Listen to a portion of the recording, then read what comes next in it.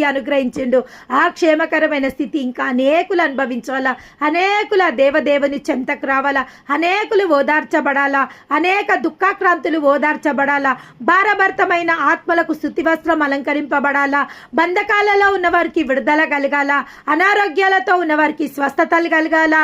అవిశ్వాసం అపనమ్మకంలో ఉన్నవారికి వారు నమ్మకస్తులుగా మార్చబడాలా, దీవింపబడాల, మోడుబారిన జీవితాలు చిగురింపజేయబడాలా,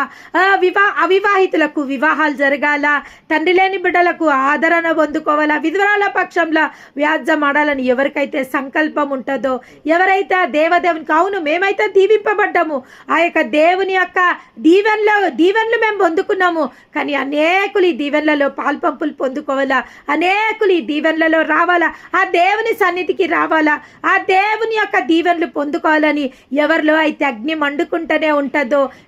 దేవుడు వాళ్ళ వంశావళులని దీవి